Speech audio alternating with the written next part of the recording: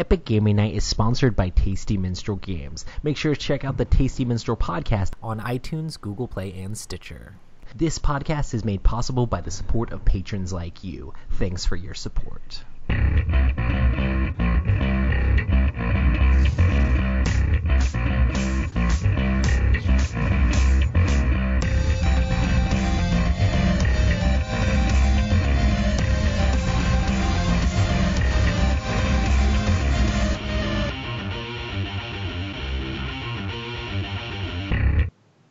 Welcome to the Epic Gaming Night podcast, a podcast about the stories and relationships board games create. I'm your host, Roy Canny, and with me as always is Matt.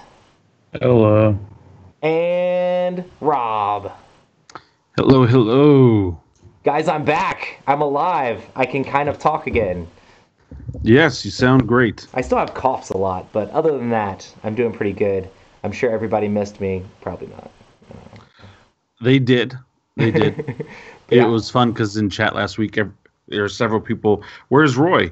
Oh, he's sick. Oh, okay. And then you could see our chat number drop because that person left. No.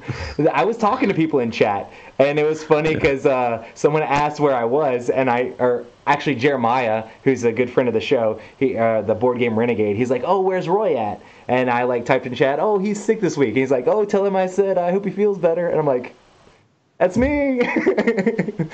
It's kind of funny. But yeah, I just couldn't talk last all week. good. So. But hey, we're doing a podcast and stuff. And this week we're going to be talking about the price and the cost of board games. Before we do that, we've got some news and talking about some games we've been playing. oh, yeah. So one of the first things that I wanted to bring up in this news thing is that Xayah is relaunching Embers of a Forsaken Star, but they're also having a mini expansion of ship powers and missions. Did you guys see this?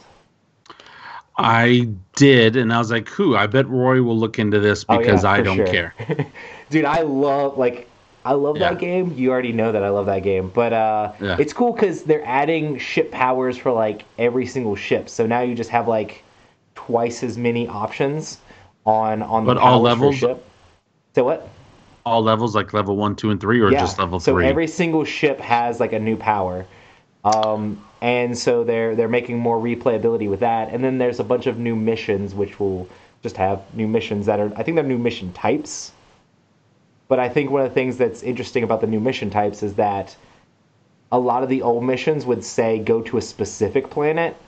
These new missions are more like go to a specific type of feature, like, hey, go to a lawful planet. Instead of being like, hey, go to this specific lawful planet, it's like, go to a lawful planet and stuff like that. So it makes it, with the expansion, the board got kind of bigger. So this makes it so you can more easily do some of those missions because no matter how big the board is, hopefully you'll be able to find specific types of things. So, hype. Hype. Yeah. Nice.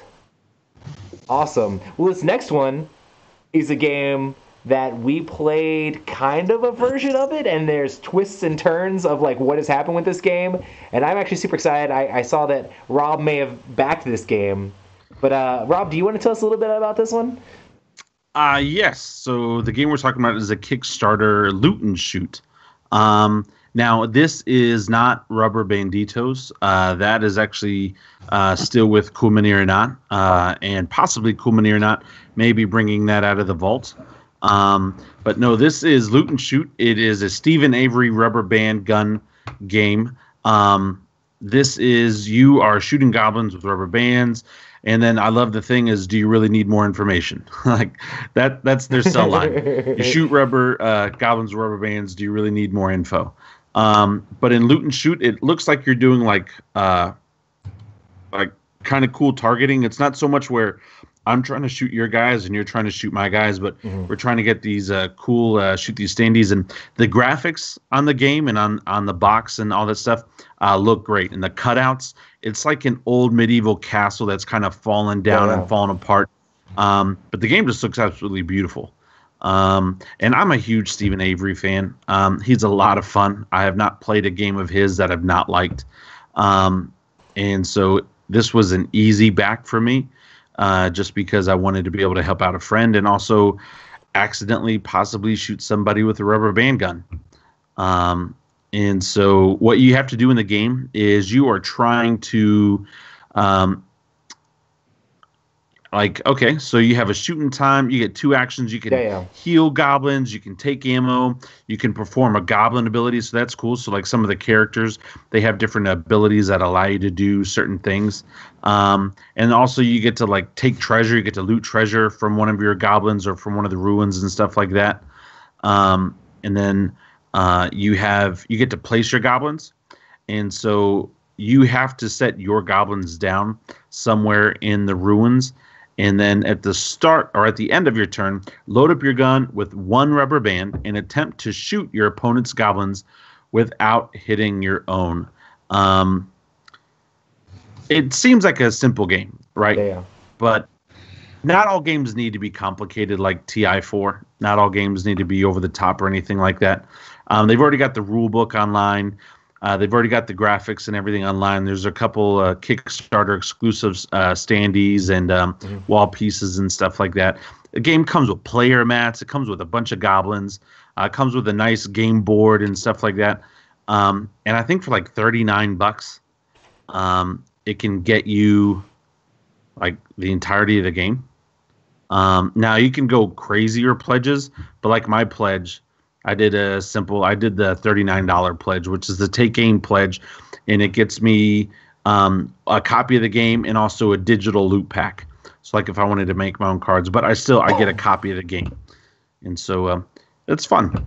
It's fun. Go check and support out Stephen Avery with Avery Games. He's a fun guy, one of my favorite guests ever, one of my favorite board game people ever outside of the show and stuff like that. So give it a shot. Give it a look. And this game for him has been a journey. That is because we played a different version of this. Yeah, but he's told me it's not very that different. Game. Right. It's not that game for sure. Yeah. But and I think he's been wanting to make games where you shoot people or shoot things with rubber bands for forever. And if we can support that's what we need to do, because shooting things with rubber bands is awesome. Yeah. And I think he keeps saying that because he has to because of the contract that he has with CMON, with the other game and stuff like that. But still, it looks fun. And the time that we played Rubber Banditos at that con, we had a blast. We were doing some crazy stuff.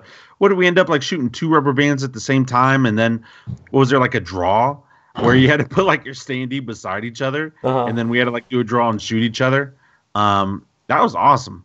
And so I think I know what Steve Avery's games, he just like injects silliness and fun into them. He just goes for it. That's the best way to put it in my opinion. He just goes for it. Like even Tada. Some of his rules in Tada are so stupid, but they work. Like the man he goes hard for it. So I enjoy it. And I can see his humor in it. And so it's a lot of fun. Check it out. Loot and Shoot. This next news thing is something that is another Kickstarter, but if you want to get in on this, you gotta hurry now, probably before the audio podcast comes out. You'd have to look at it immediately. But that is Nemesis, and I looked at this game and I was like, oh, it's too expensive for me, but it looks amazing and beautiful with all the different components. I know, Rob, I think you probably know a little bit more about this one as well than I do. Here's what I know about this game.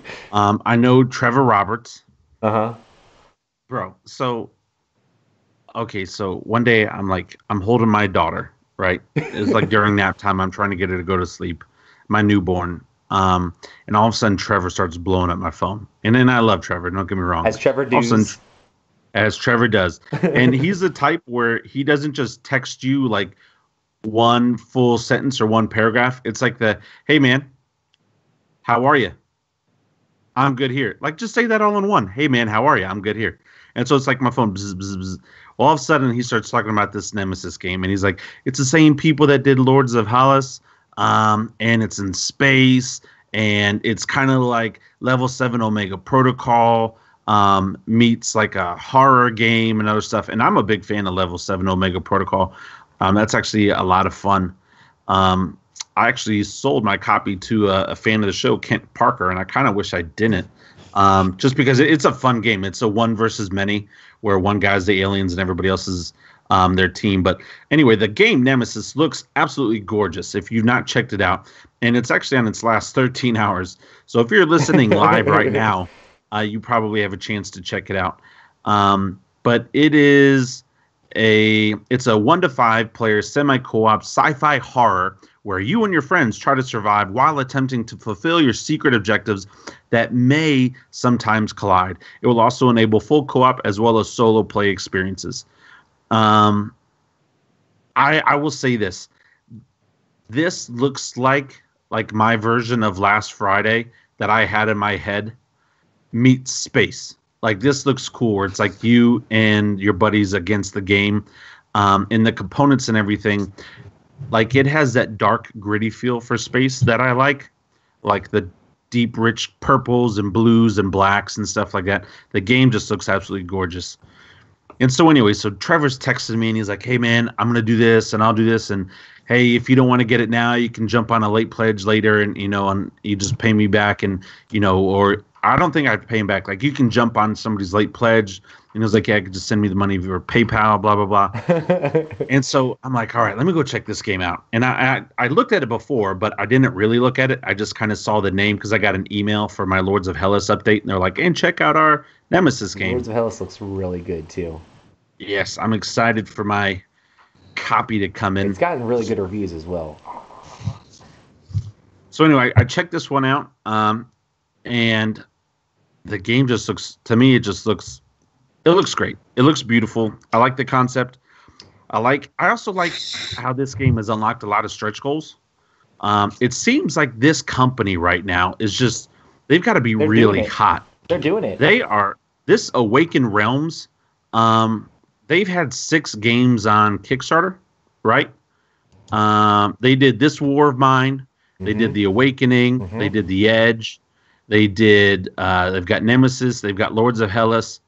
And then I think there's one more. But all of their Kickstarters have done very well. And I want to say that this is their best one yet. Right now, the money's in euro. But if you translate it to American dollars, it's like over $4 million.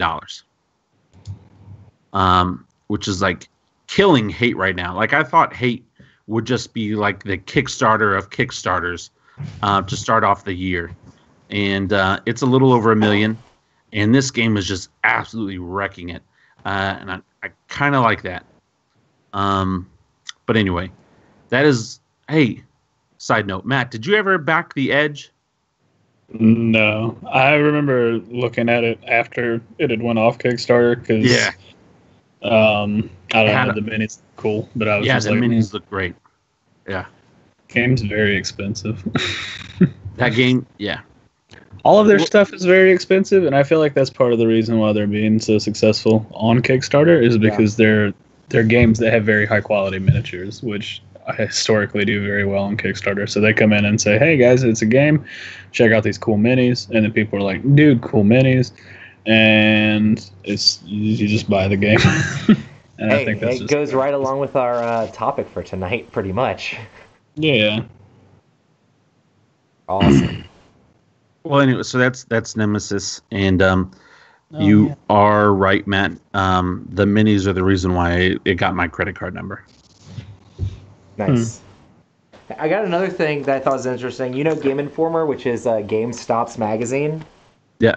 They sell board games there now. Yeah. In their magazine, they have the best tabletop games of 2017. And let me see if you agree with any of these. So, Seventh Continent. Good game. Fallout. I haven't played it, but it looks nice. It's fine. Gloomhaven. Good game. Godfather. Good game. One of my favorites of the year. Azul. I haven't played Azul yet, but it looks pretty. Yeah, it's from Plan B, and it's an abstract, but it's one I really want to play. Charterstone. Clank in Space. Clank in Space was good. It's basically like straight up Clank, but better. Pandemic Legacy Season 2. Photosynthesis. And When I Dream, which When I Dream is like a It's like a social deduction type game, but it's actually it's not really social. It's weird. It's really cool. But like those are like solid games. But those are like solid games. I'm like, cool. Game Informer's got like really good games and like know their stuff and that stuff. So I thought that was kind of crazy that they're starting to do more of the board game stuff. So I wonder if we're gonna see GameStop actually carrying more like modern board games than they already are. That'd be kind of weird and interesting. They'll make it so you can trade in your board games for 2 cents and then get used ones. You know how they do. Matt just smirked at the camera. Everybody's busy doing all sorts of other stuff, moving wires around. I don't even know what's going on right now. Awesome. Well, that was our news. I guess we can go ahead and get into what we've been playing. Does anybody else want to start, or I can make it happen? Can you hear me? I can totally hear you. This is great. Sorry, I was trying to find somebody in chat mentioned that with the Lords of Hellas box you get this little mini from Nemesis. Oh, nice! Like there's sun job shading on it already, and it's actually very big. Because this is just like I think like the average enemy that you fight, but the thing is quite sizable. Was that actually part of the Kickstarter like thing? Like people knew it was going to be there? No, Awakened Realms put two. Yeah, they put 2 surprises in the box. One of them was that mini, and then the other one was like a separate little 2-person card game that I haven't opened. That's awesome. And they didn't say anything about that beforehand. They just sent that to people. No, they said they were like, "Hey, we've got some surprises for you," and that was basically it. That's awesome. So, well, hey, they didn't have to do anything, so that's nice. Yeah. Nice. Awesome. Well, I guess we can get into what we've been playing. But yeah, since I wasn't here last week, I did get a chance to actually play Rising Sun, which I got a full game. Before I'd only played like the first season or whatever, season, which is just like the spring, I guess. And so I didn't really get the full game, but now I've gotten to play the full game of Rising Sun. I just played with the stuff from the base box, so I didn't play with any of the crazy tons of extra stuff that you get going on. Got to play it with Trevor and Mark Cale and our friend Drew, and it was a lot of fun. We got a few of the rules kind of a little bit mixed up, but that's kind of how you do with a learning game the first time you play. But I definitely had a blast playing this game, and there's lots of interesting stuff going on. At first, I was worried that, like, because you know how Blood Rage, you get to get all kinds of monsters and crazy things and build your strategy with all sorts of different cards. In this, I was worried you wouldn't be able to get as much, like, things going along with the different, like, training cards. But there's actually a lot of opportunity to kind of, like, customize your clan when you do that training stuff. And it is, like, there was a lot of hype around this game and a lot of expectations going in. Like, this is the successor to Blood Rage, and it's kind of like along the same lines. It's done by Eric Lang and all this stuff, and this game was super hyped. It like made tons of money for Cool Mini or Not on Kickstarter. And after playing it like a full game, I feel like it deserves the hype that it's gotten, because like that game I feel like is great, and I really cannot wait to play it more with all the extra stuff and add that stuff in and play the game more. The alliances is really fun because you can ally with people to try to like help each other out a little bit on the different cards, but then you can also like do the betrayal thing to like remove people's things from the board and like make your honor go down, because sometimes having low honor is better with all the different monster creatures. The different factions start off asymmetrical, where in Blood Rage you kind of like start off everybody doesn't have powers. In this one, everybody starts with specific powers, so that kind of like sets you off on a certain path. I was playing I don't remember what the name of the clan is. I bet you Tim probably knows it in chat. But the clan where every upgrade you get just only costs one gold piece. So they're kind of like the clan that's just really good at getting the monsters. So I ended up getting a whole bunch of the different Oni, and the Oni kind of like all combo together. So it's like this Oni will do something times the number of other Oni you have. So it was really cool to have like all the demons running around wreaking havoc on the on feudal Japan. But yeah, I definitely can't wait to teach you guys that game and have a lot of fun with it. So, Yeah. have you gotten to mess with y'all's copy much or anything? I've taken it out of the box. Did you ever get your playmat in? Nope. Nope. I've not gotten my playmat in. And that's fine. I'm not going to be a complainer this episode. And so, yeah, I'll just leave it at that. Does not come in. I know you guys talked about Twilight Imperium 4 last week, but yeah, I love that game. Still my favorite game of all time. It's a fun game. Dude, and when I went back and like counted all the points and looked at all the points for everything and like took a picture, I was like, Matt won this game and like he deserved to win this game. He did so good with his objectives. He like made the things happen. I was proud of you, Matt. Thanks, buddy. Freaking Space Ghost, coast to coast. And once you have that hour of trying to remember how to play the game down, everything sort of comes into place, I guess. I don't know. Yeah. Well, I mean, technically you had never played Twilight Imperium 4 before, but it's very similar to 3, like very similar. You guys didn't talk much about the changes in between the two. What would you think about the differences in between 3 and 4? Did you like it better? Was there anything specific you liked? I can think of something I didn't like. Oh, that changed? Yeah, like the tech tree is much more limited, so Oh, yeah. there was times that I didn't feel a need like Oh, to there do wasn't as tech. much stuff to get? Yeah. Gotcha. Well, it was like I was looking at it and I was sitting there going, well, I could use that, but do I really need it? No, I don't. Whereas the other one, it was like, I don't know. I felt like it was the way it progressed worked a little bit better in making me want to climb the tech tree. Oh, gotcha. Now, I liked how the progression in this one worked better than in TI3. It's a lot but simpler to make things happen. yeah, I just felt like there was less stuff that I was like, oh, shiny thing, I need this. So there were times where it was like the tech was coming through, and I was just like, I don't want to follow this because I don't care. And you're used to playing 3 with like 2 expansions added in. So True.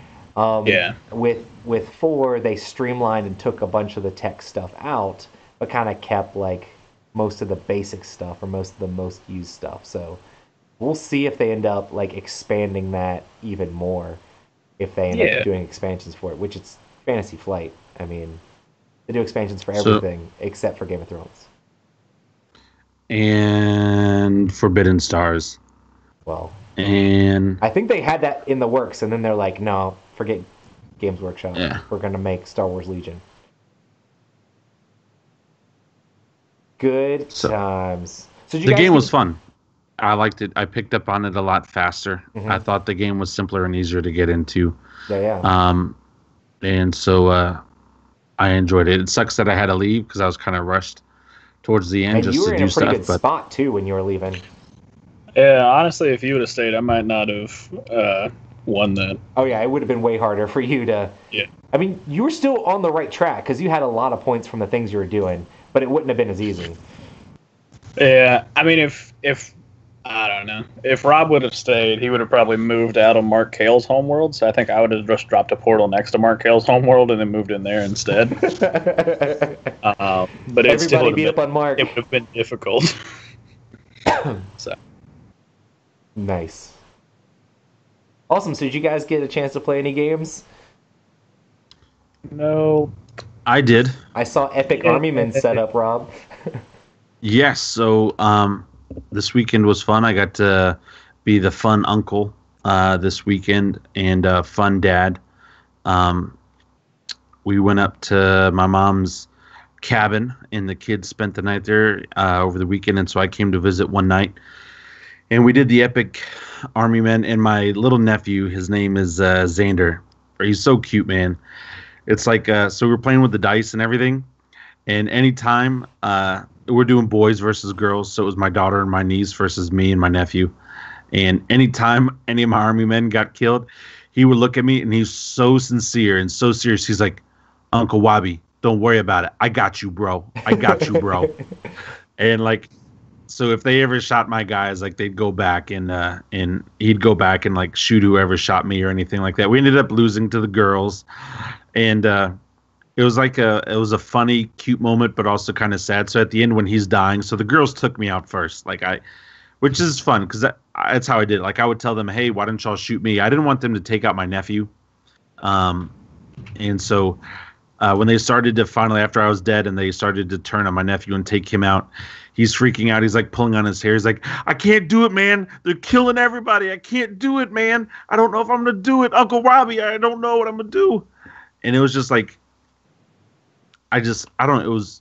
It was fun because like we were working as a team. We were trying to get stuff together, but like he was so into it. He was so into, I got to roll these dice and I'm going to pick these guys to shoot at those guys. And I'm going to do these guys to do those. And so that was a lot of fun. But then after we played Epic Army Men, we played the Magic Labyrinth. Oh, I love that game. And yeah, I got to play. Now my nephew is 5, my daughter is 5, and my niece will be 8 next week. So let's just say 5 to 7 years old, because that's their ages, 5, 5, and 7. They actually did really well with it. Like after the first game, we ended up playing like 3 or 4 games. After the first game, they were all like, oh, okay, so this is a maze and a puzzle type of a thing, and we'll figure it out. And I would like spin the board around. I wouldn't change any of the components from underneath the board, but I'd spin it around so they wouldn't have the same corner. So we basically played 4 games where everybody had a new corner. And they did really well. It's a fun for people that don't know exactly how it works, can you... Oh, yeah, sorry about that. So the Magic Labyrinth is a game where you have your big meeple that's got a magnet on the bottom of it, and then you have a magnetic ball that's underneath your board, and your board is stacked up in 2 tiers. You actually use, I believe it's part of the box, and underneath the box you have this plastic tray that'll catch your ball, and on the plastic tray you put down this grid where you put in these little wooden walls, and so you're basically making a map underneath the game board. So if you move your meeple over a piece on the game board, if a wall's there, it's going to break the connection between that the magnet and the magnetic ball, and so the ball drops. And so what you're trying to do, it's a memory game where you're trying to find the certain routes without having your ball drop, so you can pick up the different icons and stuff on the board and get certain points and stuff like that. So it's a memory game, or that's how I like to classify it as. And the kids had a blast. It was really fun because like by the second game, they had it mapped out. They're like, okay, I remember I hit the wall here, so I need to go here. And they were helping out each other. No, go there, because remember last time when you tried to go for the sword, it fell right down. You need to go for the cat over there. And it was really cute. It was a lot of fun. If you have kids, it's a good family game. It only plays up to 4 players because there's only 4 corners in the board. But it's also a good memory building, muscle memory little tool for kids and stuff like that. And so I'd highly recommend it. That's the Magic Labyrinth. Nice. Awesome. Sorry, I start to talk about games because like in my head I'm like, oh, we've talked about this before. I got to remember like, oh, I need to describe it to people. Yeah. I feel the same way a lot of times too, but it's like I know I talked about Magic Labyrinth, but like how many episodes long ago was that? It was a long time ago. So, but what was I gonna say? Did you talk about getting in Stuffed Fables, or like your thoughts on just like opening it up? I've not talked about opening it up. My goal is to play it this week. Oh, nice. We're probably going to play it on Saturday with my daughter and my wife. We're just going to start the campaign as a family. I was going to do it Friday, but something came up on Friday, so I don't know if I'll be able to do it on Friday evening. Yeah, I'm super excited to hear your thoughts. That's like the top of my to-get list right now is probably Stuffed Fables. So here's the thing. Stuffed Fables actually looks gorgeous. The minis came out beautifully. It's nice because it is done by Asmodee North America. But I would say that the component qualities, they're so far from what I've seen, they're better than Rune Wars. It's a hard plastic. They're yeah. not bending. You're not seeing any lines or anything like that. And I like how it's a fantasy and they didn't try to make it look realistic. Like the toys look like toys. Yeah. And the monsters look like monsters and stuff, but it looks super cute. And what's cool is when you play Tales of the Arabian Nights, you have a big thick book. Mm-hmm. Well, on Stuffed Fables, you have a big thick book, but as you open each page, the page on the left is your game map, and the page on the right is the rules for that scenario. Mm-hmm. And so you play on the map on the left, and you follow the rules and the story on the right. And so I'm super excited. I remember when Jerry was on the show, he got me hype, and so I pre-ordered it right then and there when he was on the show last year. And my daughter, she's so excited to play it. We were going to play it this weekend, but Grandma ended up taking the kids to the cabin, so we didn't get to. But it's definitely getting played. My wife is also excited to play it. It looks great.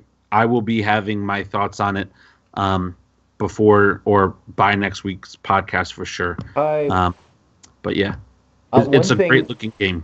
One thing that I thought was awesome is that right after they released the game is that Plaid Hat put out like a little coloring PDF that had a whole bunch of just like the outlines of all the different characters and like Stuffed Fables and everything like that. And I was like, oh my goodness, my kids would love this. So I immediately printed out a couple of pages of like sort of like the main characters that says like Stuffed Fables at the top. And they actually have like character sheets in there, and I think like special characters. So if your kid wanted to like color their character sheet or whatever for the game, they could do that as well. But I printed it out, your pictures. And I got Scotty and Violet coloring up their Stuffed Fables, so the little cover of it or whatever. And I was making fun of Jerry, being like, hey man, your illustrators are going to need to step aside because my kids can color like mad. And it's just like crazy scribbles everywhere. But it's cute though. And I would say the game, of course, you don't need to have kids or play with kids to enjoy the game. You can enjoy the game at any and all ages. But some of the scenarios I looked through, like one of them's like first day of school. Yeah. You know, like first day in the bed by themselves and stuff like that, like in a big kid bed. I feel like the moral lessons are going to be geared towards the children's, you know.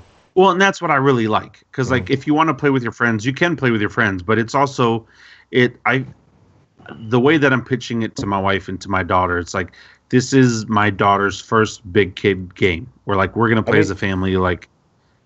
You know, and so we're all made for parents to play with their children. Like literally, that's what the game is made for. Yeah, is for you to play with your kids, which is amazing. And Jerry, the story and everything has got me hooked in, and so I'm excited to go through the story campaign and things like that. So it's gonna be fun. Hype. Well, Matt, did you have anything that you want to talk about as far as things you're looking at, or things that are excited, or games that you want to play? Have you played Lords of Hellas yet? No. I want to play that. I haven't played any of my Kickstarter games that I got, other than what's that thing, Dinosaur Island. Yeah. I got my. I finally got my Walking Dead Kickstarter came in. Oh hey. Did you do anything with it, or? I got to learn the rules because I may do a review with Roy, and I don't want to say. Let's just say this: the minis are. I don't know. After looking over them more and more, like the first initial thought was like, "Cool, I just got like 100 plus minis. Okay, not bad." And now after looking over the minis and stuff like that, it's like, Okay, you guys had... Wait, hold on. Oh, so it's going to be that kind of review. Well, if we're just going off of components alone, then yes. And so I'm hoping down. the gameplay... Let's do it. No, I'm just kidding. I'm hoping the gameplay turns out... And I have hope because the gameplay is from the two guys that created Descent for Fantasy Flight. And so I believe the game will be good. But it just kind of bothers me that Cryptozoic were like, hey... Let's gear up the Shade Machine. Let's make it happen. I'm just kidding. Well, they're like, we can't release the game yet because we need the minis to be approved by AMC and stuff like that. And like for some of the characters, their arms are stumps. They're literally just, it looks like a staff. Yeah.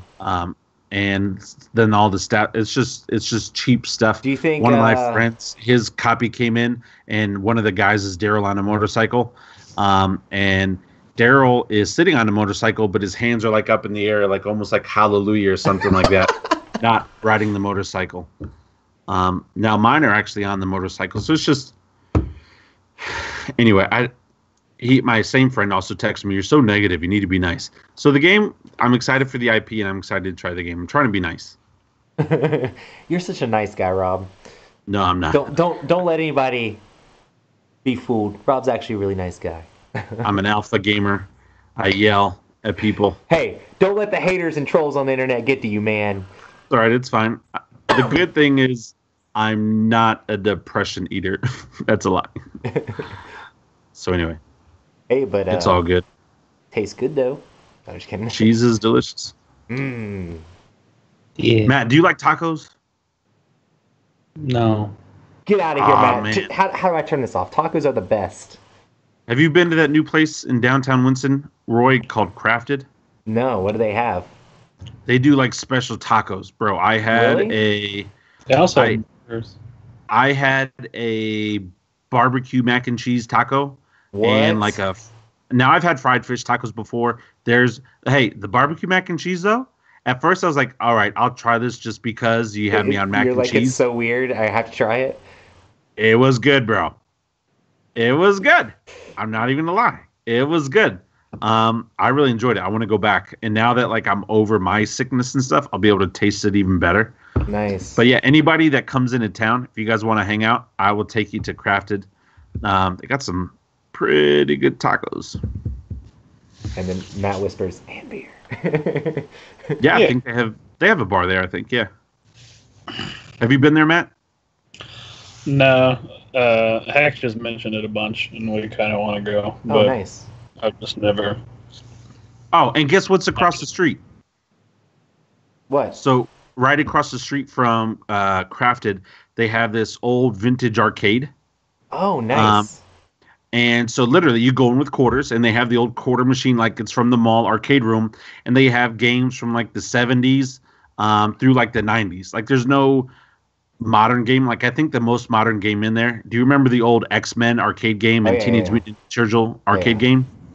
They've got that, and they've got like 15 pinball machines, a bunch of like Pac-Mans, and like the old shooter games, like they've got the original Mortal Kombat in there and stuff like that. Nice. I'm like, man, I was not allowed to play you Mortal Kombat when I was a kid because you were the devil. And so like, it was just kind of cool. We left from there, and I think it's called Reverb or something like that. And we went like on a mini date night, my wife and I, and then my sister and my brother-in-law. We all just went downtown. That sounds awesome. It was fun, man. So we got tacos, and then we played old retro arcade. It's like living the dream right there. Frogger. I played Frogger. I haven't played Frogger in forever.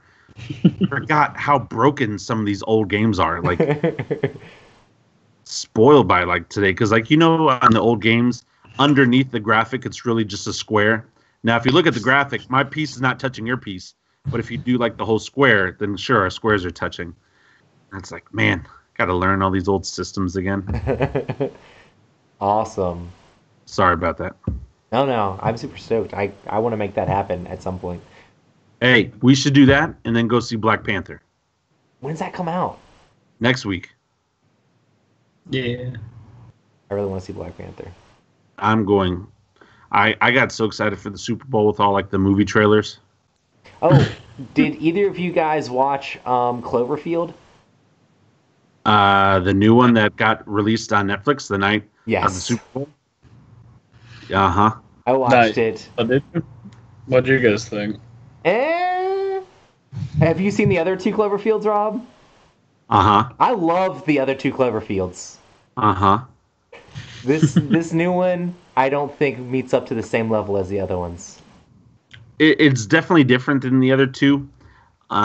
Without spoiling too much, I will say it sets the stage for the other two.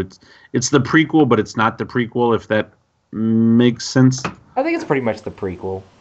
Yeah, but then like the whole You know what I'm talking Yeah, about. I guess you're right. Yeah. But this one's all set in space, where the other ones was like the first one was handheld camera running through the streets. The next one was in the house hiding from stuff because John Goodman is amazing. And if he kidnaps you and you go in his bunker, you play games in John Goodman's bunker. And then this one's like all in space. The whole movie's in space. I mean, it's free on Netflix. I mean, you can watch it. Yeah. But as far as like the last one, I enjoyed with it, but I John like the other two Goodman was better. so good. Like I really liked Yeah. that movie. So this one, I went in with like decently high expectations because I'm like Cloverfield, yeah. So if you go in with low expectations, you might like it a little Here's bit the more. cool thing, though. I think they have because there's supposed to be a fourth movie in the series. I think they're already done filming the fourth. Oh, nice. And here's what I liked about Cloverfield. I loved how it was a surprise because no reviewer had seen it, nobody had seen it, and I loved how they just dropped it. That's one of the things that I'm liking about Netflix and these other platforms for the time being, is they can just drop content whenever they want. They don't have to worry about a schedule or anything. If they really want to move stuff around, they can, and they can just drop it. Rather than like on TV series where you have your seasons. Nope. I do Now, think it's like, cool that they literally like didn't say anything about it, and then like Nothing. they're just like, here's a trailer. Oh yeah, and it's out. Yeah, I saw the Super Bowl ad, and it was like, after the Super Bowl, you'll be able to watch it. I just saw oh on my gosh. YouTube, like somebody mentioned it on YouTube or on, they mentioned it somewhere. Like maybe I saw it on Twitter, and so then I went to YouTube and then watched a trailer, and then I'm like, crap. And then the next day I was like, okay, let me actually watch this thing. Okay, so real quick, before we get into this show, did you guys see the Solo trailer? No. Yeah, man. Now, the next day, they released like a full teaser trailer, like a minute and a nice. half. I don't care. You don't care? Oh, look. Nah, man. I was just excited when I Donald want to hear Glover Rob's thoughts because I haven't seen the trailer yet. stuff. What were you saying, Matt? Sorry. Man, Donald Glover is Lando Calrissian is gonna be hype Yeah. for sure. Did you see him with his robot? Like, just like Yeah, chilling in the... Bro, it looks so good. It looks so good. And then the full trailer, well, not the full trailer because it's only a minute and a half. If you haven't seen it, it shows even more with Donald Glover and all of them and stuff like that. Like, it's worth checking out. That's I just awesome. wonder if he's gonna have like a Billy D. Williams accent, right? Where Yeah, I haven't heard him speak yet, What's so I'm on that? interested. that'll be interesting. So that looks great. Oh, man. Oh, speaking of Star Wars, any Game of Thrones fans out there? So the two guys that have been writing for Game of Thrones on HBO Yeah. just got a deal. It was either today or yesterday. I think it was actually this morning, where they're now writing also their own. I think it's 3 movies in the Star Wars universe. Holy smokes, there's going to be so many Star Wars movies. Now, let me go ahead and pre-warn everybody. If these guys really do this, it will not be the Star Wars you grew up in the 70s. Go ahead and be disappointed. This will be a dark, gritty, crazy Star Wars. This Like, it's closer just to gonna, Rogue One-ish. no, I think even beyond Rogue One-ish. Stab them in the back. It's all smugglers. I mean, I don't know. Everybody mean, shoots first. I want it to be dark, but Disney also owns the IP, so I think Disney's gonna be like, "Hey, man, look, we can't do that." But see, I don't know. I'm thinking Disney may let them do that for, okay, if they're you want like, the Darth "Hey, Vader Game one, of Thrones, watch though." these guys. And then if you want these ones, watch these guys. Because they have so much out there now Yeah. that, like, they could have, like, an adult Star Wars, or not adult. I don't want to sound like it's pornographic or something, but they could have a mature themed Star Wars. And then they could have the heroes versus bad guys Star Wars type of thing. So, anyway, I'm just... Rogue One I'm After a Star Dark. Wars fan. Well, it's not that I want that, but what I really liked about Rogue One is that there was consequences for both sides. And Yeah, not yeah. that the other movies don't have that. They do, but like Rogue One was just like from the get-go, it was bleak. It was tough. I mean, the family building the Death Star was doing it against their will. You saw all these people in all these tough scenarios. It was Yeah. great. Like, you got to see a lot of emotion. And in these other Star Wars, especially in the older ones, to me, I don't see as much of emotion as we do nowadays. So anyway, I'm just excited. That, and then also one last thing. All right, did you guys see the new Marvel trailer for the Infinity War? Yeah. Did you see Thanos' face? What about it? No. Yes, I did. Oh man, Okay, listen. In the trailer, they're talking about finally bringing everybody together, right? Right. It's like, okay. Well, I believe Marvel now owns Fantastic Four and X-Men and all them. Uh-huh. On Thanos' face, on his left cheek, you will see 3 scratch marks. Could that possibly be an Easter egg No, that's just how his face for looks. Wolverine? It's 3. No, it's like going against the grain. Watch it again. Pause it on his face. You will see 3 scratch marks. If that is an Easter egg for Wolverine, I'm going to flip out. Just excited. I thought you were gonna talk What? about the fact that Captain America has his own Infinity Gauntlet. Oh, that shield? Yeah, I don't think that's Infinity Gauntlet. That's just like That's a something new shield. that Black Panther gave him because he got his shield taken away. Yeah. Well, actually, he didn't get it taken away. He left it with Captain America. He left it with Iron Man, I mean. Yeah. Sorry. That's what I meant. But that is a new shield. The spoiler alert, they accidentally released pictures for the toys, and that thing folds out and then folds out to the side. It's a new shield. I'll ruin that for you. I'm sorry. But yeah. And I did because I said I was going to. Interesting But thing about like the Infinity War is that X-Men like played a big part in the actual thing. So, but I'm so sure all that if stuff's all been this filmed really already comes too together, much. Yeah. Unless yeah, but they could like- just do like a quick cameo. They could do like a quick shot, even in the end credits, because there's already another Infinity War that's coming out. And so it's not like they have to be key roles, but they could at least do like a at the end of the credits end credit cameo scene. where you see like Rogue or you see the Phoenix or something like that. I would like to see some Marvel done X-Men movies so that Matt can actually like X-Men, since Matt doesn't like X-Men. X-Men's Yeah. awesome. The 90s was pretty good. And the Dundee I did trailer, love the yes, 90s Adam cartoons. saw. The 90s cartoons were awesome. Dundee looks good, but we're not going to talk about Crocodile Dundee on the show. Sorry. Matt said that it was a tourist advertisement for Australia. It was really. Yeah. Did you not see it, Roy?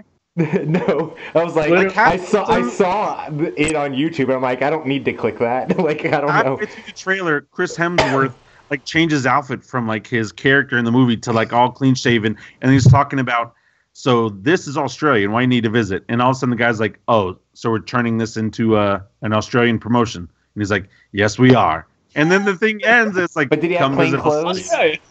Yeah. Yeah, so it's a tie dad, is what you're saying. No, I'm just kidding. Oh, first of all, I love Ty Dad. I thought that was genius, especially with everything going on right now with the Tide Pods. Which, Dude, if they're you really want to delicious. think about the way our country That's is, how they can afford that. All those kids buying time. Forbidden The fruit. bump- half of the kids that are doing these Tide Pod videos are going to be voting in our next election. That's fun. Come on, man. I think you actually overestimate They're sophomore and juniors right now. Yeah, They're I like think you 16, 17. overestimate the willingness to vote in young people. I think that's. Well, Obama I think got there's it. a general Young. ambivalence. I don't know. There were a lot of protesters after this current or past election and stuff like that were young people. now? True. Sorry. Board games, they cost a lot of money. Wow. Oh man, we haven't even started this thing, and it's already like 10. Yeah. Hey, anyway, cool. We're going to talk about the cost of gaming. So, do you guys think that the price of board games is rising? Uh-huh. Rob's like, my wallet does. That's for sure. I mean, yes and no. Yeah. I think so. I mean, overall, like from when I first started getting into the hobby, everything was a decent amount cheaper, but also things weren't necessarily as nice, you know. What do you think could be the cause of the rising price in board games? Inflation. Well, I mean, I'm going to try to let Matt speak, but I have answers for all this. Oh, I think it's just because we're still in that golden age, quote unquote.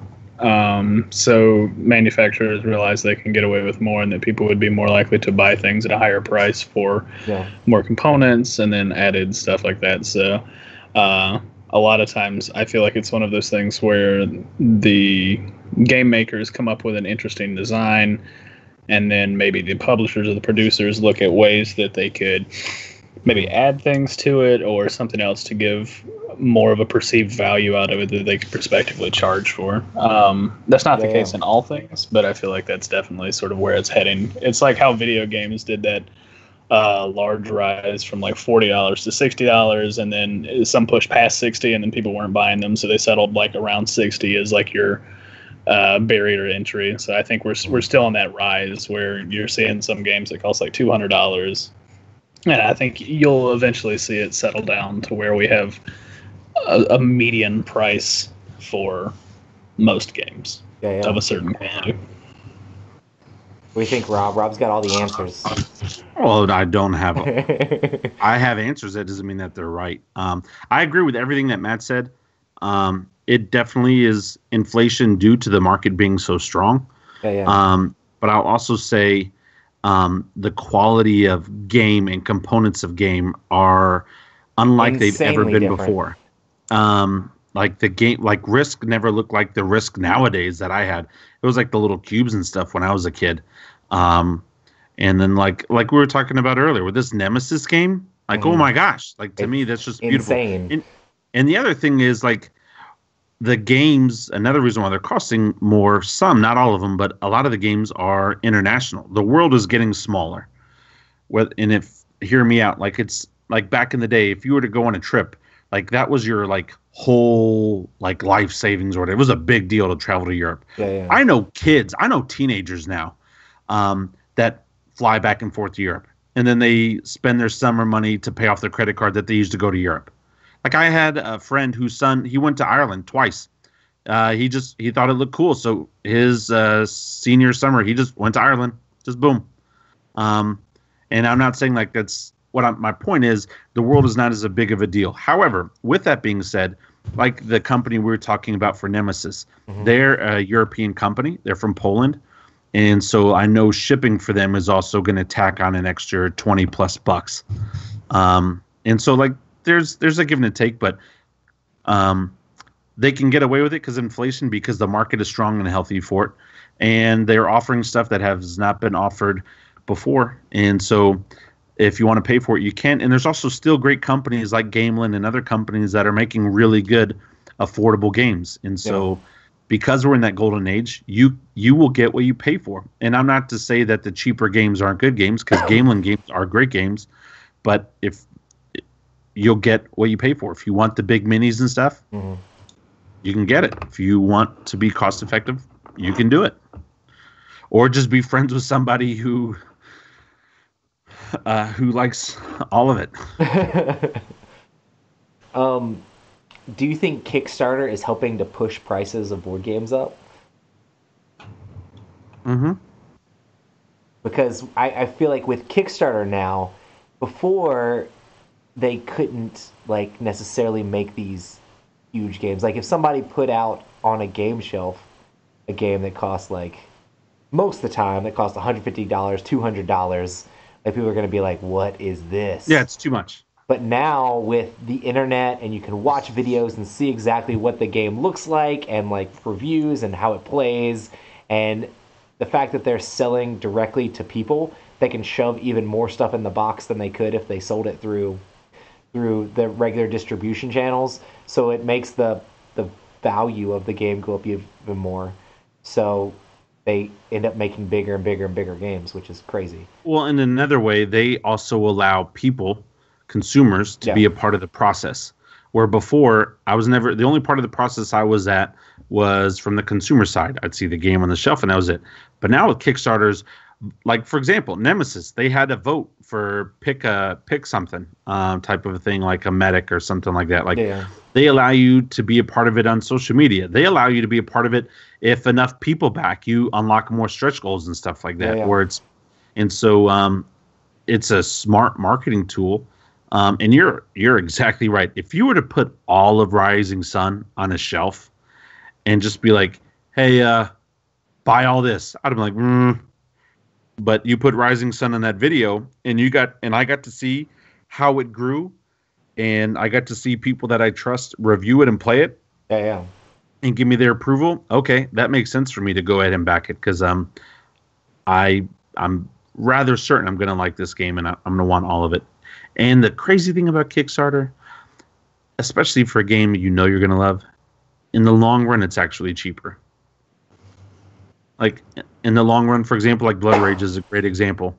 Like at Cool Mini or Not Expo last year, I didn't even.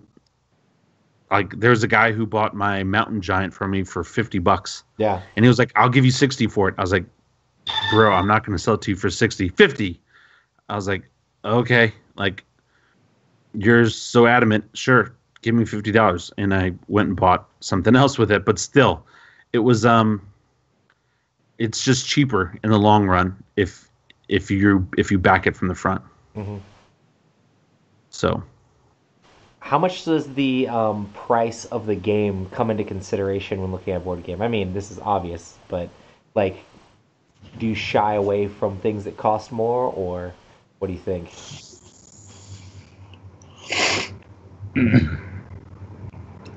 You're like, what do you think, Matt? I don't think. I just look at it and make a sometimes value. Click the button. Yeah. I don't know. There's certain things.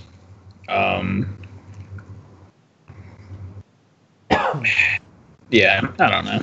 I don't know that I have a good answer. I don't know that I'm a good person to answer that question.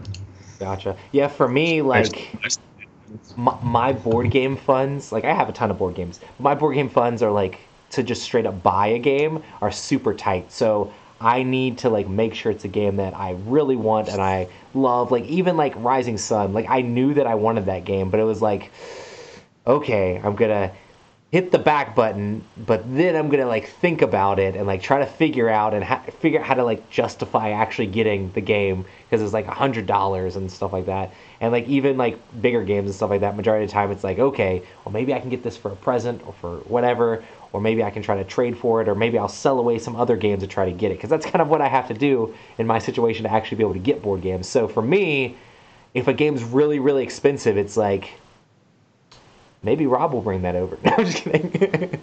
Or maybe we'll get to play it at some point. Or if it's something that, like, if it's really, really expensive, a lot of the times it's like, I need to play that. Like, actually play that before I'm actually willing to, like, go out and buy it.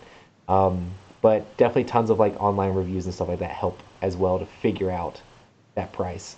But on the flip side, if it's a game that's not nearly as expensive, it's a little bit easier to make that happen, you know? What do you think, Rob? I'm not like wealthy or anything like that, right? You know, like I am blessed to be in a position that, you know, if I want to be able to buy something, majority of the time I can.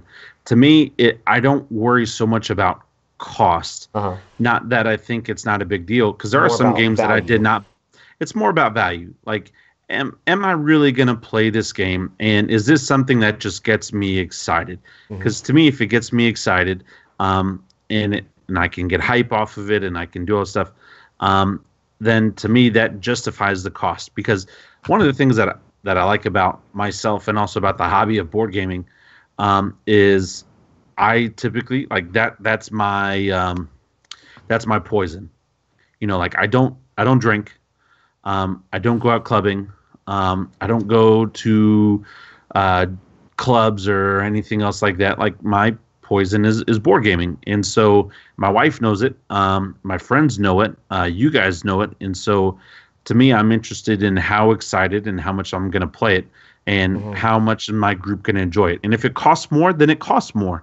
But to me, I feel like the value is in the time played with the game. Like, even my wife, bro, I freaking love my wife. She's the best in the world. But like, even today, she was like, man, we really need to like play Time Stories again. That's awesome. You know, like I'm excited because like these games that like we're investing in, like I get to experience that with you guys, but now like with like my friends at church and other people like that, and now my wife and some of our other friends, like she's now starting to see a little bit like, okay, like this is not what that a game I get can it. do. But yeah, this is what a game can do. Like, you're not just making it up that babe, like, this does this and this. Like, okay, it really does do this, and this can do this, and it transforms it, and like, we're going on an adventure. We're telling a story. And so for me, that's what I'm excited about, and that's what I look at more than I look at price. However, Joan of Arc was tough. Joan of Arc was tough, but it just kept offering so much, to me, value.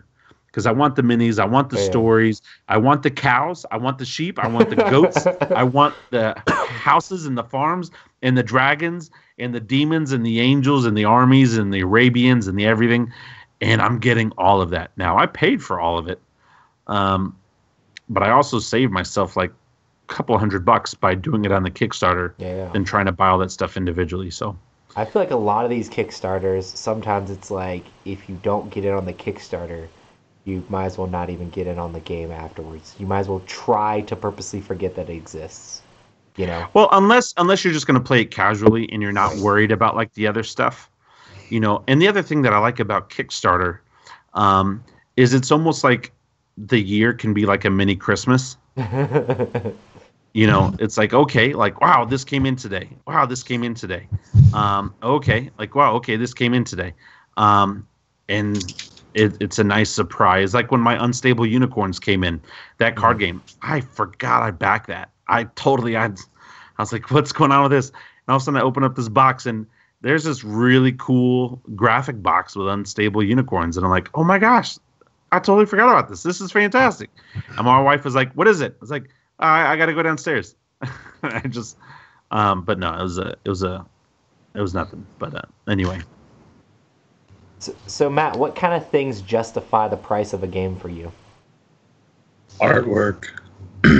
Has to look good. Yeah, I backed a card game. I don't even remember the name of it. I don't know how it plays. I don't know anything about it at all, actually.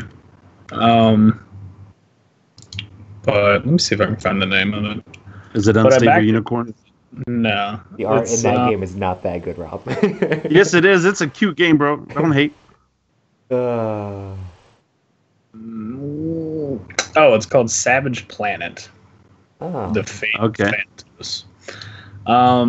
But the reason I backed it is it has this very, really cool and interesting art style, and the game was like $30. So it was like one of those things where I was like, even if it doesn't play well, it's gonna look pretty.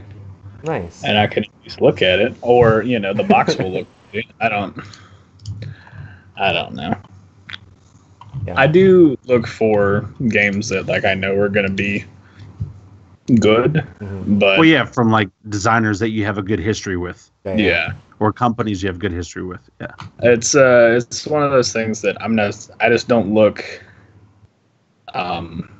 nearly as much like at all of the games as you guys do. So yeah, it's more I just see something and I go, oh, that's neat looking, and I'll occasionally.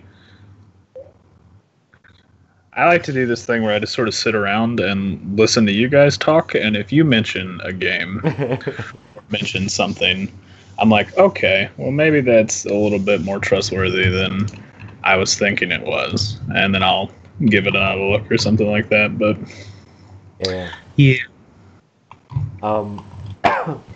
For me, it's definitely like all about the gameplay. Like I really want to get as close to like knowing everything about the game before because I mean I don't have like the ability to get a whole bunch of stuff, so if I get something it needs to be good. And also my collection, like I honestly don't want to keep any games that I don't want to play, so it's like if I get something in and it's not good enough that I want to actually actively get it on the table, it's like I might as well have not gotten that game. So like when I know that the game's going to be good, from then it's like, okay, well, why is it so expensive if the game's good? Okay, well, does it have like these amazing miniatures and amazing artwork and like it's done by like amazing people? Like all those things like go a big way into being like, well, I know this is going to be good because this person designed it and this company's producing it, and look at the craftsmanship that they've put into this design.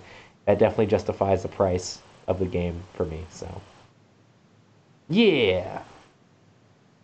Yeah. Man, we need to do a day where we just like play a bunch of my games that have not played yet. Like I'm really itching to play Bunny Kingdom. Yeah. I want to play Bunny Kingdom really bad. Do you got the rules down for all of them, Rob? No, I don't have the rules down. I'm gonna bring them to your house like a week. problem. I'm gonna bring them to your house like a week beforehand, and then I was like, all right, Roy, what do we do? Because Roy, you're my friend. Roy, you're my I am friend. your friend, but I don't have space in my head to learn yes, you do. games I do not for own. good games. For good games, you do. But it's like You if do I it with don't- Trevor. You do it with Trevor. No, Trevor learns his No, Trevor Trevor does not learn the rules. Let's just go ahead and put that out there now. I played multiple games with Trevor. We Where the play second through playthrough, the rules that Trevor comes up with when he comes over and Yes. brings his games. I can do that. You know, Cool. That's what, I mean, honestly, like I have no problem with stumbling through the first time we play a game. Like that's So it's gonna basically- happen. Each game is like the first game is a D&D campaign. We're just make it up. You want to do that? Sure. I got roll. more bunnies now. Check it out. Yeah, I love it. My bunnies went into this location, and that makes my bunnies multiply because that's what bunnies do. So now All right, I roll have 3 5 dice. bunnies. I Roll roll a 3 dice. die, and the number of pips, that's how many bunnies I get because, I mean, they're rabbits. I mean, obviously. We got to be thematic. The way here. I would do it is like any odd number of bunnies you get to add, and any even number you have to subtract. Nice. But yeah, I totally love to play a lot of that stuff because I hear good things. I got Magic Maze. I got Dice Forge. Magic Maze, I feel like would be easy to learn. I got King's Road. I got a bunch. I got freaking Cry Havoc. If I don't play Cry Havoc soon, it looks so great. I'm gonna sell that game. Who wants it on? Who wants There's it in been the chat? so many people that have been trying to trade me Cry Havoc super recently, but honestly, I've played Cry Havoc and I've played Rising Sun, and I mean they're definitely not the same game at all, but they fill sort of the same sort of slot in area control for me with that cool like bidding combat sort of thing. And, I'll trade you Cry Havoc for a couple games. and I feel like Rising Sun beats out Cry Havoc for me. What I was about to say. So I mean, we'll talk after the show. Okay.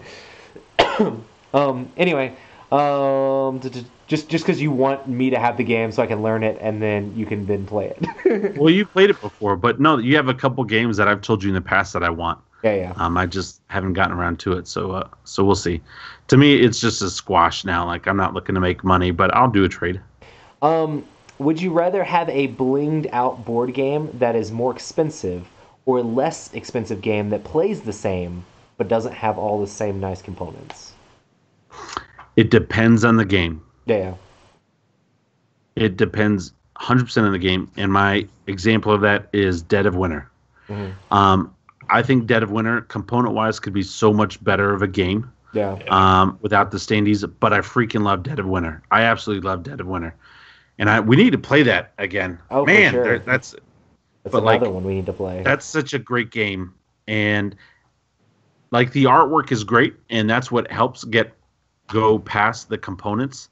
But for what we talked about earlier, you will grab my attention with good components. Uh-huh. And if you grab my attention, you're a good company and you have a good background and a good stable of designers, then you will get my money. But you have to have the majority of that stuff, if not all of that stuff. Good components won't necessarily just get my money, but you'll get my attention. And so we'll see. I mean, we'll see. I I feel like it doesn't necessarily change the gameplay, but it definitely changes my perception of the game itself. And Well, like it helps. how high it ranks in like my favorite games of all time. Because honestly, like some of my favorite games, if they only had, instead of miniatures, if they had like cardboard like discs instead, or instead of like all the nice components, they just weren't quite as nice. Like I feel like the amazing production value of some of these games takes a good game and can like just immerse you so much more in the theme and just make you even that much more pumped to get to the table when it like looks insane on the table, you know? Because I'm pretty sure like every game in my top 10 except for maybe like, I mean, Legendary is just cards, but other than Legendary, like every other Hold on, game, it's not just cards though. It's comic book strip action cards. They're nice. Honestly, the art on some of the cards is terrible, but see, I actually like the art on Legendary with the comics. It has and a stuff. lot of good ones, but some of the expansions. And Upper Deck has a good quality card. It's not a cheap card.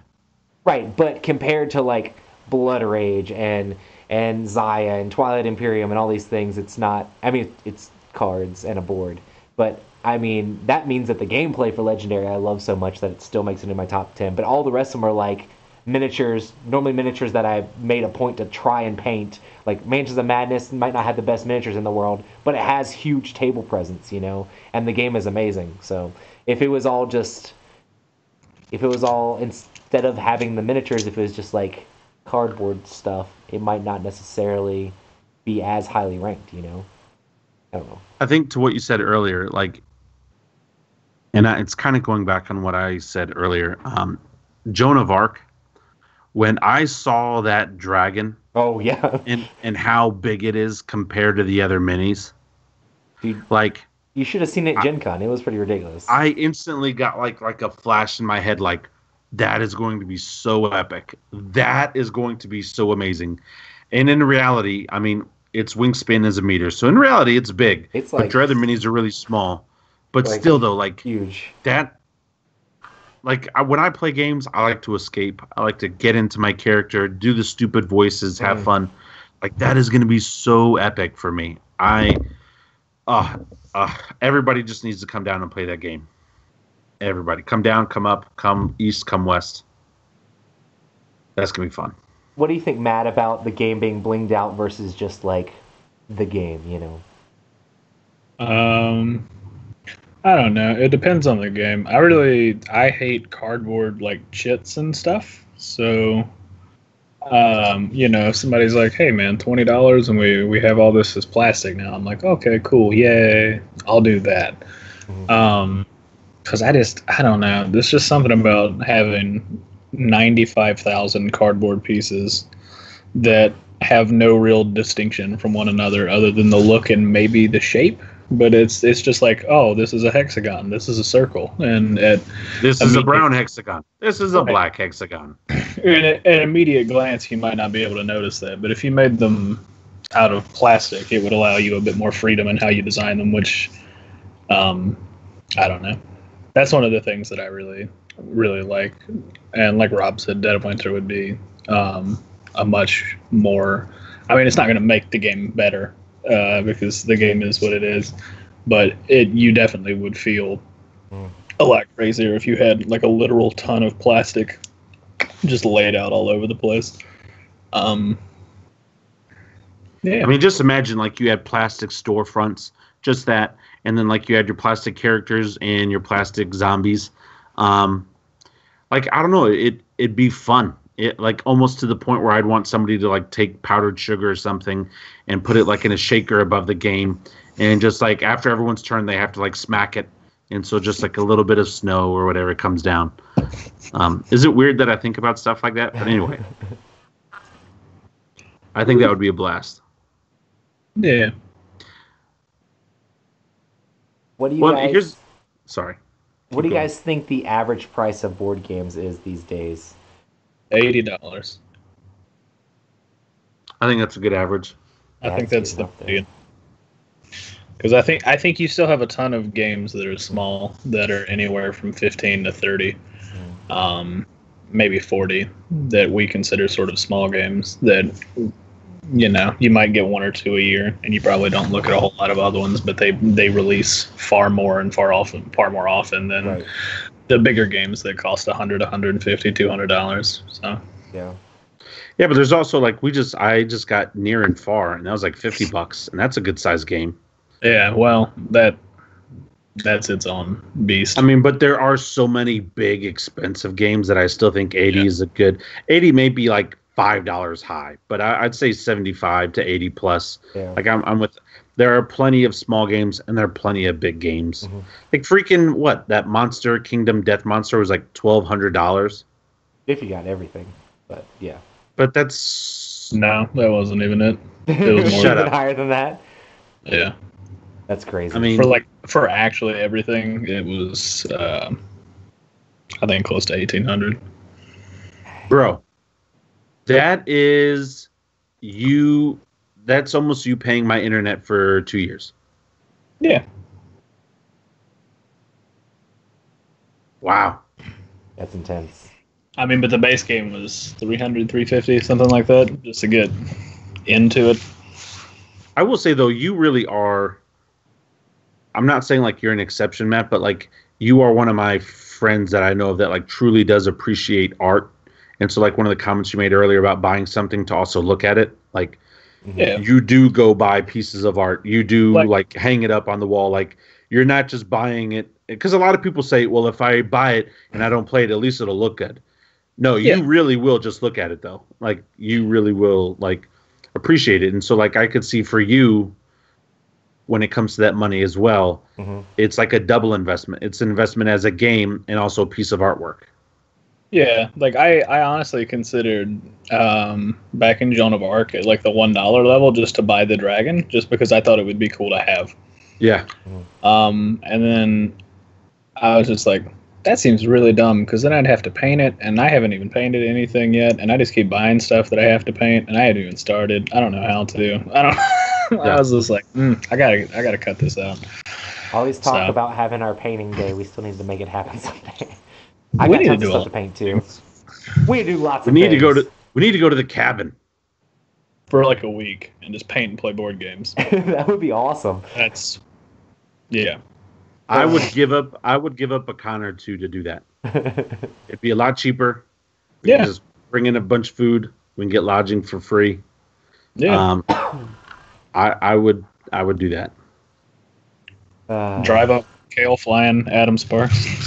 Get That would be- get the that would be the epic. tank together.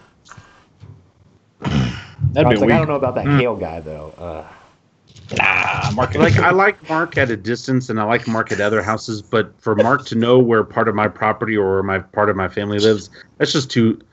I'm not ready to take my relationship there yet with Mark. I really like Mark. Dude, you took his I think he's a homeworld. nice You need guy. to be nice to that guy. And I took it for a reason. I established dominance. I was like, listen, buddy, I took your homeworld. You're not invited to my homeworld. You're invited to Roy's homeworld. You're invited to other places. But so we'll have to see on Mark Kale. Nice. That also goes for Tim. I don't know if I want Tim yeah. at my house. Tim, He'd be, bro, Tim's the Tim best. is.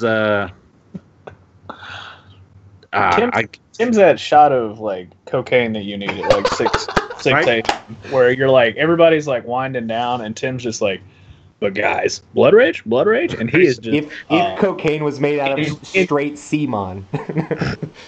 yeah, man. That man, Tim is the one person I would describe Adderall for. Like Tim is like, Tim is just raw excitement. oh my gosh, yeah. He's the Ethnos best. is the greatest, most beautiful game ever. Godfather, the most beautiful, greatest game ever. Hate, I hate it. I love it so much. Hate is the greatest game ever. Blood Rage. Have you guys seen Blood Rage? My daughter, I named her Blood after it.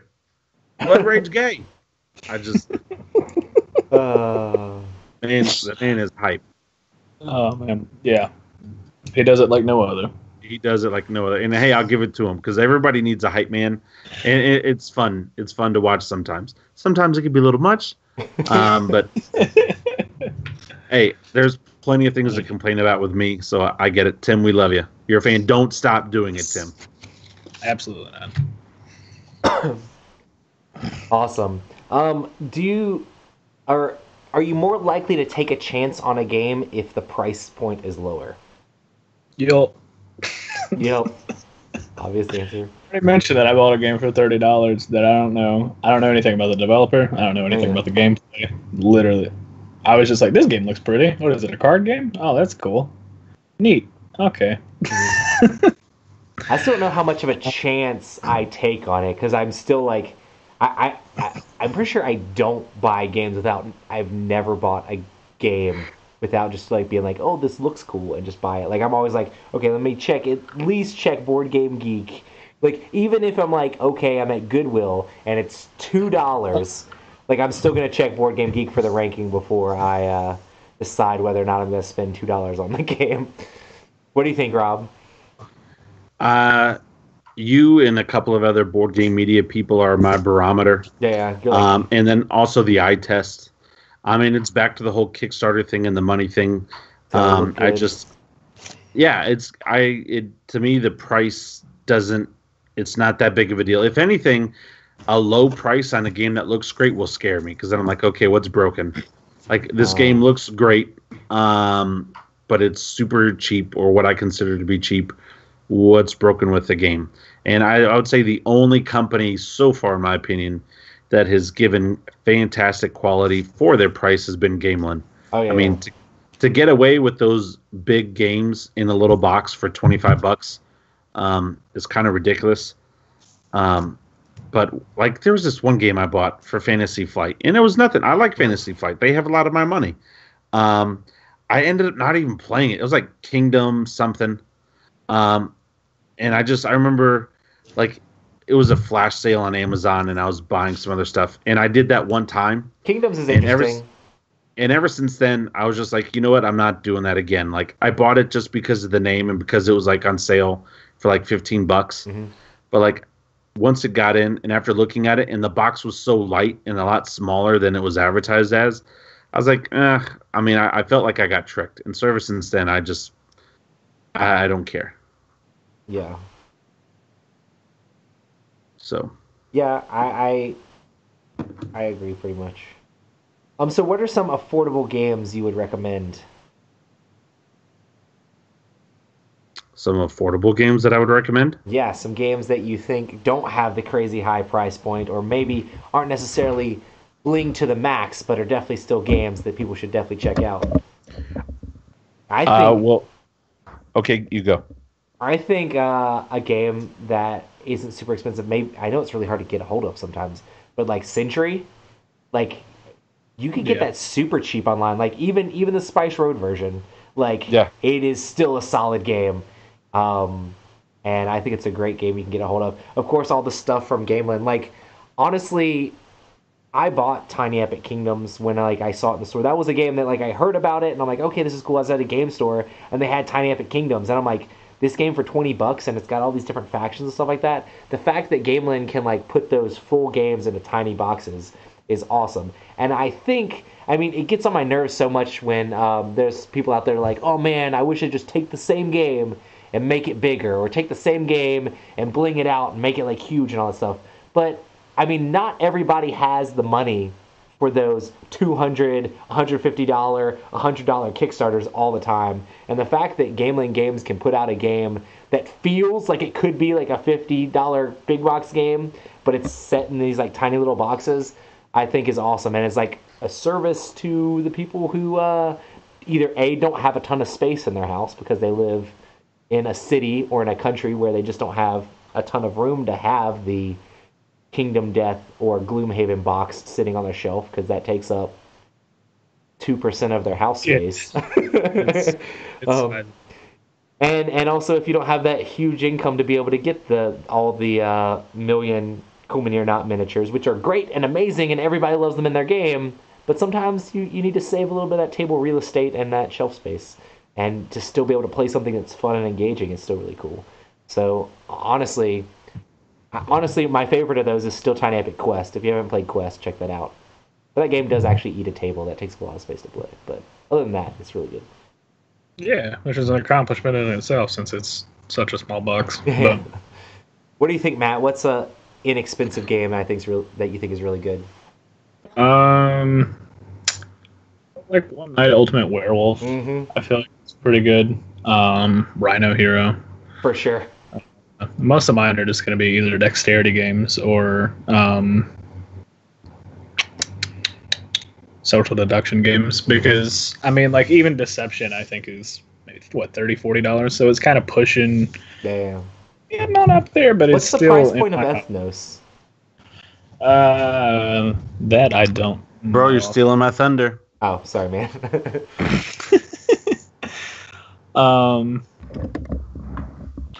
Yeah, I don't know. I think that's probably all I can think of. hmm Oh, Codenames. Oh, yeah, for sure. And Hanshu. And what else is in my room? All right, Rob, what you got? I would say Out of all the games I'm looking at in my collection, I think the best bang for your buck for a dexterity, Go Cuckoo. Now, I don't think it's the best dexterity game. I like Super Rhino Hero better. But Go Cuckoo with the metal tin and the wood components and all that kind of stuff for $20, that's a great game. And we have a lot of fun. We have good history with Go Cuckoo. Brandon Pleshik, if you're listening, love you, man. Had a blast staying up to like 2 or 3 o'clock in the morning playing that with him at Gen Con. I also like Happy Salmon. And I will say Ethnos. Ethnos was going to be my other one, where it's a cheaper game, but it's like a full game. But it's not like super cheap. Outside of like the Gameland stuff.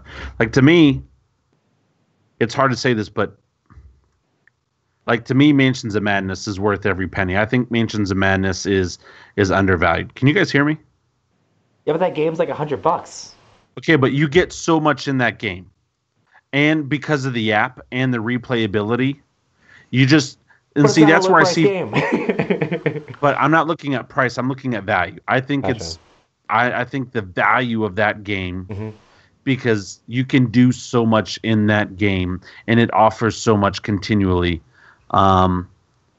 is just it's worth it. It's just absolutely worth it. But for cheaper games, One Night Ultimate Werewolf is a great game. Matt already said that. Oh, yeah.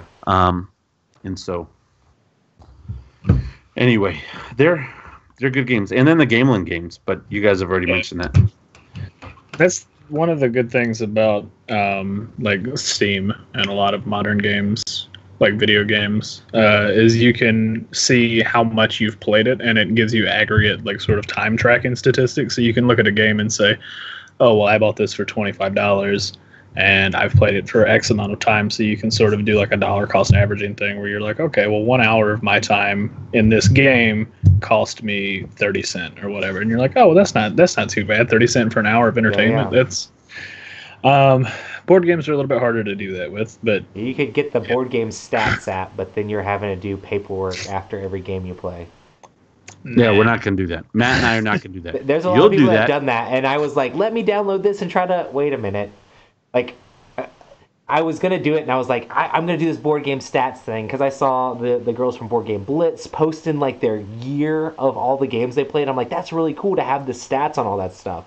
And then me and Rob went to the Dice Tower, like, live thing, and we played so many games, and I'm just like...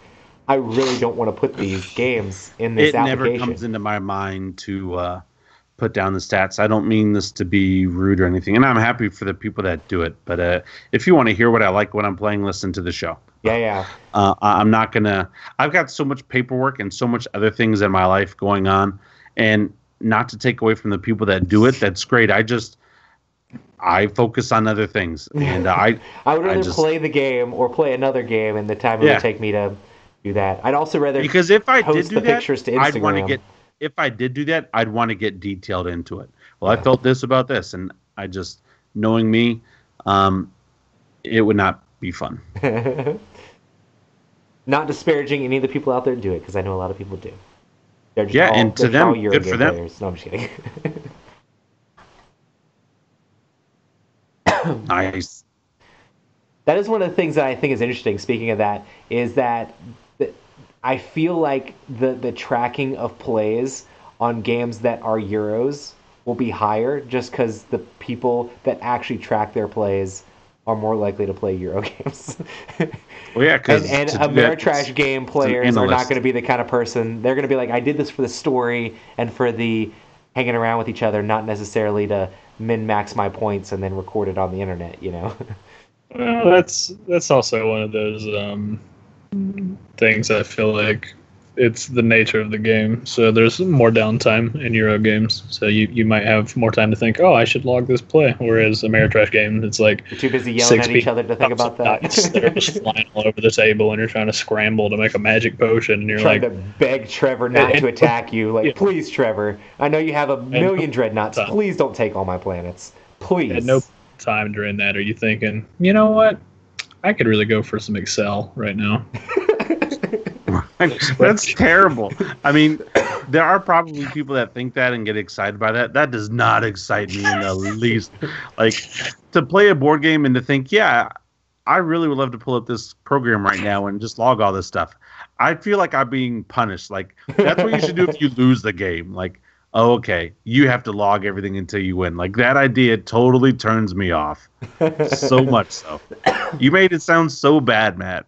That's...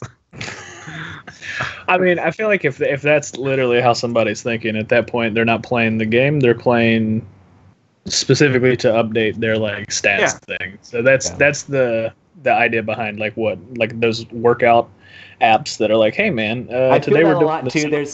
There's Or people that'll use those sort of apps and it'll like automatically post to their social media, I played this game and this was my score, like automatically post. And I'm just like, I hate all of that.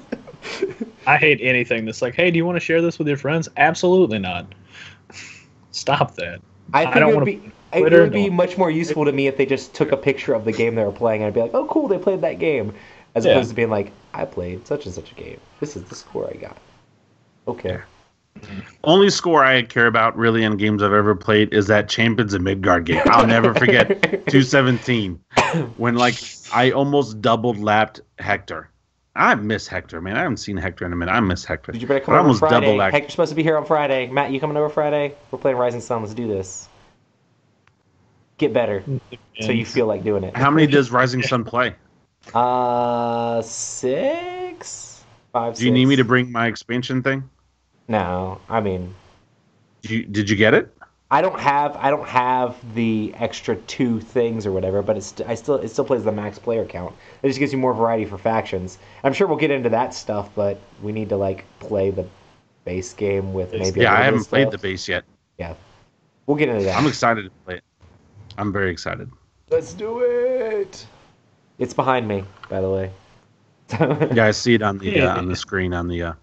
Tim was like, "Why is Roy stuck inside a Rising Sun?" Immediately when he came in. Of course, he's got to mention the CMON games as soon as he comes into chat. I'm just kidding. He's contracted.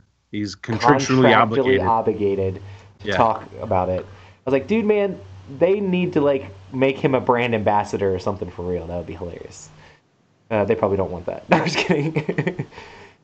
So, what is your most expensive game? If you had it's not here yet. Do you Matt have a wins this conversation, though. Do you have a most expensive game that you do have already before what's it called comes in?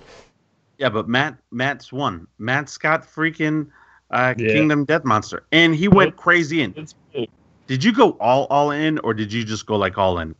And I prefer not to say. I spent a lot of money. Game. Yeah. Yeah, and that's fine. I respect that. All I have is the base box. Now, at some point, the deliveries for this game, because of the way they're making the production for it, are scheduled until 2020. So there's a lot of stuff that shows up over the years. But put together minis and paint stuff, and then maybe play it. Yeah, have you even like punched the stuff out of the box yet? Lord no. Like that's a day. You just need a day just to open up all your games, man.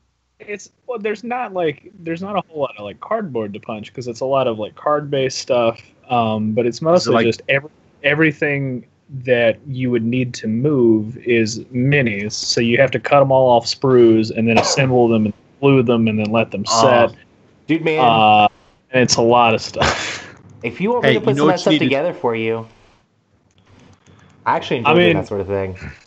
I don't think you have to do all of it to play. You just need like a character and like the White Lion or something, or a couple of the starting monsters. And that's all you need to get started is the White Lion and like the 4 base characters, and you'd be golden. But it's got like specific upgrades for every little item you can pick up, almost, right?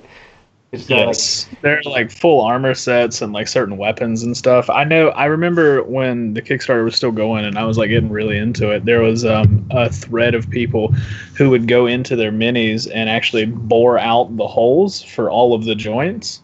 And magnetize everything? Put in little magnetism. Yeah, so that you could hot swap your character on the fly. And I was like, that's so cool. Maybe I would do that. And then when they got here and I saw how big the minis were, I went, I'm not doing that. Yeah, that's like tiny. That's like pro miniatures type stuff. I was like, good God. Like, they're smaller than a flash drive. And I was like, these people Oh, yeah. are cutting a hand open to put like a small, very high quality magnet in. Oh, Yep. no. These people are actually insane. Yeah, it takes the right tools and the right know-how to do that sort of thing without wrecking your miniature. That's awesome. Yeah. Yeah. For me, Twilight Imperium 4, which I got for Christmas, is probably my most expensive game. I mean, I have a lot of games that are in like that $100 range. But Twilight Imperium MSRP is like $150.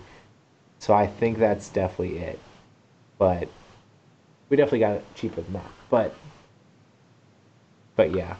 I mean, even Rising Sun, I have like a bajillion dollars of stuff for it, but it's still only paid the base pledge level, so. Yeah. So yeah. I really want like Cthulhu Wars, just because like that game, I felt like it was really awesome, but there's so much stuff for it, and the base game is MSRP $200. Well, now to be fair, when they put up new Kickstarters for the expansions, you can typically get it at a bit of a discount. I think they even had it at a discount at PAX Unplugged, because I was looking at it because the minis are really big. But it's still around But at like, least that $160 Yeah. range, you know? Yeah. But I remember the last time the Kickstarter came out, I was like, I wonder how much it would be to get all of this, and it was like $700-800, and I was like, ugh, I don't need another one of those type of games. My friend did the first Kickstarter, and I'm like he went all in for everything, and I think he said he paid $15. Dang. Yeah. Yeah, I the mean- Virginia guy. Yeah, my friend Dustin, he has all of it, and he's been doing a good job of like having game days where he specifically is like, guys, we're playing Cthulhu Wars. That's what we're playing. People come over, we're playing Cthulhu Wars, because it's like, gotta make it happen. And I actually really Yeah. like the game. It's like, it's really good, but it's just like $200. Is it 200? Is the gameplay $200 good gameplay? I've got other games that do similar stuff, just not Lovecraft. Yeah. Well, but if the gameplay is $100 good gameplay, then you could make the claim that the minis Yeah. are they $100, and then together Right. you get to that $200. And then you come into the problem of, okay, now I got the $200 base game. Now there's a bajillion, like $70, $80 expansions that I now. Yeah, but you can get those a la carte whenever. Yeah. It's not nearly as pressing, I find. Yeah. That was like Someday. with Seventh Continent. I just backed. I'm always looking for a Yeah, good trade I was on just- Cthulhu Wars. Yeah. Like someday. When is Seventh Oh. Continent supposed to come in? I have no idea. I don't even think I've seen an update come out of that Kickstarter in a really long time. Gotcha. Because currently the updates that I get pretty often are Giant Killer Robot sends out one every once in a while. Nice. Lords of Hellas sends them out constantly. Weekly. Weekly. So does Joan of Arc. Founders of Gloomhaven sends out one, I think, bi-weekly. Oh, dag. Village Attacks also sends out weekly. They call it the WIP, or WIP W, Work in Progress Wednesdays. Every Wednesday they send an email. So tomorrow my email will be blowing up with Lords of Hellas, Joan of Arc, and Village Attacks. There you go. Hey, I appreciate that. And some of the emails, the guys are like, hey, we don't have really a lot to report. Just wanted to touch base with you guys that you know that everything's moving along pretty smoothly. Boo, boo, boo. Whereas really nice. other Kickstarters are just like crickets. Radio silence. Crickets. And I do also really appreciate the Kickstarters that like are like, hey guys, sorry we haven't spoken in like a month or so, but we've had some setbacks and we've been trying to resolve them. Like, Yeah. Lords of Hellas when did you're that. upfront about when you're upfront about what's going on, I'm far less concerned. Like I backed some knives, and then they were like, "Okay, cool, you'll get it by Christmas," and I was like, "Okay," and I got it, I think like a week or two after Christmas, and they were like, "So Yeah. what happened was we entrusted this company to take the knives to the postal service for us, and they did not." So it was they had some sort of like weird company that like contracts with the United States Postal Service to like do deliveries. I don't know. It was either way, they were overwhelmed by the number of things, or it just got lost in the holiday. Yeah, I don't know, but madness. I didn't really care madness. about that either. I just Hey, I believed in you. I was gonna let you keep going. I thought it was great. I feel like half the time the enjoyment's literally just in the buying the thing, and then once the buying's over, I'm like, oh well, this is less interesting to me now. And then the game comes in, and I'm like, oh, look at that, sits on the floor. We'll play it eventually. Hype. Yeah. Well, I guess that can close us out. Thanks everybody for tuning into the podcast. We stream these Tuesday night at 9 p.m. Eastern Time at Epic Gaming Night, or youtube.com/Epic Gaming Night. I say that like every week. Why couldn't I say it? Thanks so much to all of our amazing patrons. Your help on Patreon helps us do the things that we're going to do, and super excited about our upcoming Game of the Quarter that's coming out that we're going to be reviewing. It looks like, I think it was a toss-up in between Magic Maze and I knew Magic Maze was on here like a bajillion times, and Stuffed Fables was mentioned a lot too. So Ooh, we have to put a poll on there for that, and I'm hoping Stuffed Fables wins. I'm excited. Games I haven't played. I know. I'm also excited for our Patreon D&D stuff. Yeah, for sure. And that's going to be starting up super soon. Like in a couple of weeks. Mm-hmm. Like we need to have another meeting. Need to get this down. We got all excited about creating characters, and now it's crickets. Like, come on. Cool. We could definitely gotta make that happen super soon. So make sure to be checking that out. And we also have our Patron of the Week. We doing this? Yeah. Oh, we could do it. We could do it. Are you doing it? Man, we know that I can't do it because I'm not actually capable. I mean, anybody's capable. Anybody's just capable. not to the same level of excellence. That's all I wanted to hear. That's all I wanted to hear. Bro, you know, one of the things that I was excited about that we were talking about tonight, we've been talking about all these really big games and all this really big stuff that's been going on. Mm-hmm. And what I love about this patron is it's that hidden element. It's that ambush. It's that surprise in the woods. It is that patron who, it sounds small, but this guy is freaking huge, freaking epic. And I'm talking about none other than Corey Small, who is only small in name and large at life. Freaking Corey Small, everybody. He does that on purpose, because if he were to tell you his true real name, his real name, the name Mama really gave him, your head would explode. It would be like having that experience on the mountain with your deity of choice. Your head would blow up. You couldn't understand the fingerprints of Corey Small. He does that for you, for us little peons. We have freaking Corey Small, who when he walks into the room, the room has to expand just for his presence. And it's not that he's just got a big head, because he doesn't. The man is very humble. He's a beautiful person, beautiful individual. And he's humble, and he's gorgeous, and he's so smart. And the universe knows it.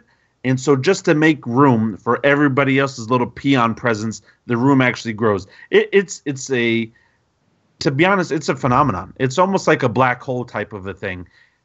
The more I think about it, I'm starting to get emotional. It just does so much for me. And Corey, I just can't explain it.